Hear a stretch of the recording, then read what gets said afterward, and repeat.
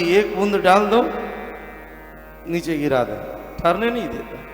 तो संसार में रह करके भी अपने अंदर संसार को नहीं बसने देना चाहिए। अंदर किसको बसाना है? मेरे श्याम सुंदर को, मेरे राघव को, परमात्मा को। यही विधा है भाव से पार उतरने का। सज्जनों, प्रश्न उठा कि क्या भगवान हृदय में नहीं है? कि अलग से लाना है? अस प्रभु हृदय अछत अविकार। वह परमात्मा तो हृदय में पहले से है, हम उनका अनुभव नहीं कर पाते, उनको ढूंढ नहीं पाते। भगवान को ढूंढना हो मंदिर में जाएंगे, तीर्थ में जाएंगे, लेकिन वह परमात्मा तो हम सभी के हृदय में पहले से विद्यमान है। तो प्रकट कैसे होंगे, उनकी प्राप्ति कैसे होगी? संतों ने विधि बताई। एक महात्मा जी थे, एक संत थे,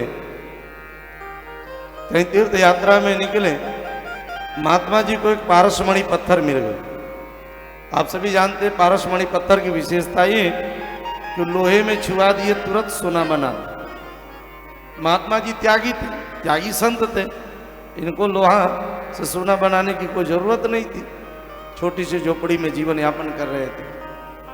महात्मा जी उस पारसमणि पत्थर को लाए और अपनी कुटिया में रख दिया।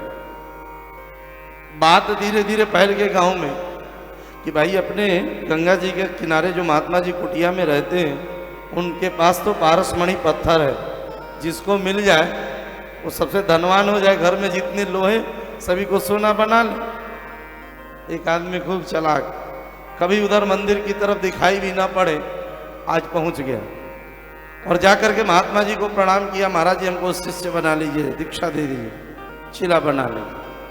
महाराज जी का चेला बना। महात्मा जी भी चिंता में पड़े कि जो कभी इधर मंदिर की तरफ दिखाई नहीं पड़ता, सीधे चेला बना रहने लगा।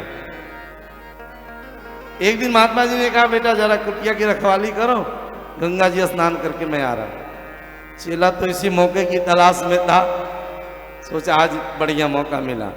महात्मा जी जैसे गंगा स्नान के लिए निकले, महात्मा जी की जितनी वस्तुएं थी, जितनी सामग्रियां थी, सब उलट पलट दिया। वो पारसमणि पत्थर ढूंढने लगे। महात्मा जी का सारा लोटा कमंडल पलट दी, लेकिन उसे पारसमणि पत्थर मिली नहीं। महात्मा जी आ गए, अरे बेटा ये क्या कर दिया तुमने? झूठ नहीं बोला। उसने कहा, महाराज जी हम तो चेला ही बने थे पारसमणि पत्थर के चक्कर में कि कुछ मिल जाए, हम भक्ति भजन के लिए चेला नहीं बने थे। महाराज जी आपका वो पारसमणि पत्थर कहाँ? महात्मा जी ने कहा, बेटा तू जिस पारसमणि पत्थर को ढूंढने के चक्कर में मेरे पूरे कुटिया को उलट पलट दिया, वो पारसमणि पत्थर तो तेरे सामने। एक छोटी सी लोहे की डिब्बी थी। महात्मा जी ने कैसी लोहे की डिब्बी में? और तू पूरा कुटिया खंगाल दिया, उलट पलट दिए सामान। चेला का दिमाग चक रहा है, महाराज इस लोहे की डिब्बी में पारसमणि पत्थर है और इसने सोना नहीं बनाया।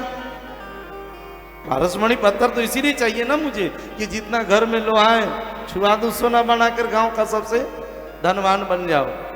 और ये आप कह रहे किसी लोहे की डिब्बी में, लेकिन अभी तक सोना नहीं बनाया, नकली तो नहीं है पारसमणि।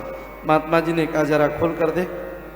खोला, पारसमणि तो असली था, लेकिन फिर भी वो लोहे को सोना इसलिए नहीं बनाया क्योंकि महात्मा जी ने उस पारसमणि पत्थर में कपड़े लपेट दिए थे, जो लोहे के डिब्बी में रह करके भी लोहे और उस पारसमणि पत्थर में स्पर्श नहीं हुआ, छुआ नहीं पाया, जिसके कारण वह लोहा का लोहा रह गया।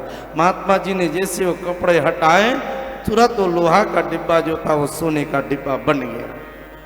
ठीक उसी प्रकार से हमारे और आपके हृदय में वह पारसमणि, वह परमात्मा तो पहले से विद्यमान है, लेकिन हम अपनी वासना रूपी वस्त्र से काम, क्रोध, मद, लोभ, अहंकार, इन सभी आवरणों से भगवान को ही ऐसे ढके हुए हैं